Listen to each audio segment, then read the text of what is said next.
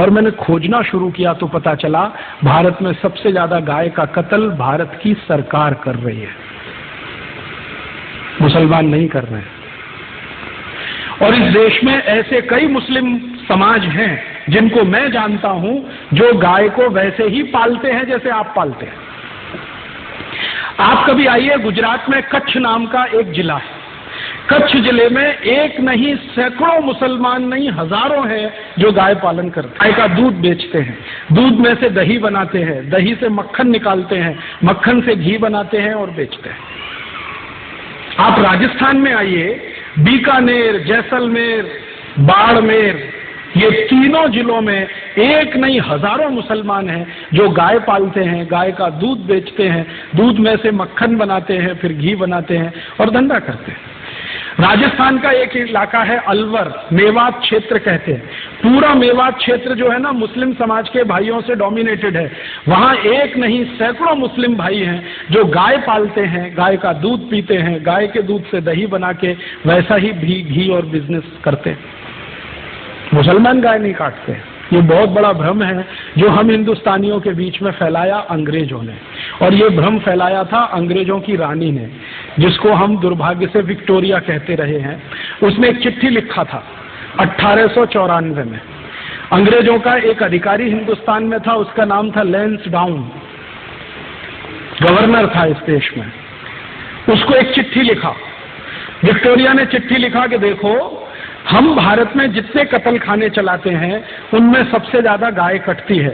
ये भारत के हिंदुओं को पसंद नहीं है क्योंकि ये उनकी अधिष्ठात्री है, माने हम उसको पूजनीय मानते हैं, मातृ समान मानते हैं। हिंदुओं को पसंद नहीं है और वास्तव में मुसलमान भी नहीं पसंद करते गाय को मारना और उसको खाना। गाय तो हमारे लिए काटी जाती है, माने अंग्रेजों के लिए काटी जाती है। अब भारत में हिंदू और मुसलमान कभी एक हो गए और गाय बचाने में लग गए तो हमारी सरकार नहीं चलेगी भारत में। इसलिए तुम एक काम करो कि जितने कत्ल खाने चल रहे हैं गाय काटने के लिए, उनमें मुसलमानों की भर्ती कर दो और हिंदुओं को बताओ कि गाय देखो मुसलमान काट रहे हैं। तो हिंदुओं की भर्ती नहीं, मुसलमानों की भर्ती कर दो। हिंदुओं को बताओ कि गाय मुसलमान काट रहे हैं, कट हमारे लिए रही है, काट रहे हैं मुसलमान, खाते नहीं है, हम खा रहे हैं, काट रहे हैं ये। हिंदुओं को जब ये पता चल जाएगा, ये दोनों एक दूसरे को लड़ मारेंगे और ये लड़ने लगेंगे तो हमारी गद्दी सुरक्षित रहेगी और हम भारत पर 1000 वर्ष तक राज करेंगे। ये विक्टोरिया की चिट्ठी है, लैंसडाउन को 1894 में लिखी गई। इस चिट्ठी से पढ़कर मेरे समझ में आ गया कि पॉलिटिक्स क्या है इस देश में। पॉलिटिक्स ये है कि गाय कटे अंग्रेजों के लिए और लड़ते रहे हिंदू मुसलमान। हम एक दूसरे को गाली देते रहें, एक दूसरे की टांग खिंचाई करते रहें और अंग्रेज मजा करते रहें। इस तरह से अंग्रेजों ने वो एक जो पॉलिसी है ना, बांटो और राज करो, डिवाइड एंड रूल, वो ये है। तो इस डिवाइड एंड रूल में हमको फंसाया, गाय को कटवाया और एक दो नहीं करोड़ों गाय को कटवाया इस देश में। एक कत्ल खाना जो कलकत्ता से शुरू हुआ, धीरे धीरे भारत के हर कैंट एरिया में फैल गया। 350 कैंट एरिया अंग्रेजों ने स्थापित किए, 350 कत्ल खाने बना दिए। गांधी जी इन्हीं की खिलाफत करते थे अंग्रेजों के जमाने में। गांधी जी को बार बार लगता था कि ये कत्ल खाने बंद होने चाहिए। और गांधी जी के पहले एक और बहुत महान व्यक्ति हुए इस देश में जिनको बहुत पीड़ा होती थी इन कत्ल खानों के चलने से। उनका नाम था स्वामी दयानंद सरस्वती, जिन्होंने आर्य समाज की स्थापना की।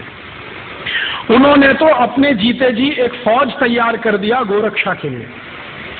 स्वामी दयानंद सरस्वती ने एक संगठन बना दिया जिसका नाम आर्य समाज, आज तक जीवित है। 125 वर्ष पुराना संगठन है, कांग्रेस से भी पुराना संगठन। कांग्रेस जो राजनीतिक दल है ना, उससे पहले का ये आर्य समाज है। इसका एक ही काम था, गोरक्षा करना। और इस आर्य समाजी संगठन ने पूरे देश के नौजवानों को ऐसा चार्ज कर दिया था कि भारत के 7,32,000 गांवों में हर जगह गोरक्षा समिति बन गई थी। 1870 से ये शुरू हुआ और 1894 में आकर ये आंदोलन अपने सबसे उच्चतम शिखर पर था।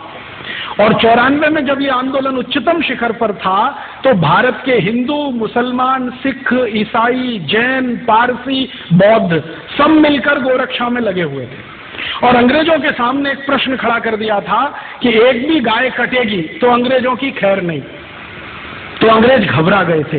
इसी घबराहट में रानी ने चिट्ठी लिखी थी 1894 में कि अगर इस आंदोलन को तोड़ना है, हिंदू मुसलमानों को लड़ाना है, तो तुम ये काम करो कि सारे कत्ल खानों में मुसलमानों की भर्ती करो और हिंदुओं को बताओ कि गाय ये काट रहे हैं।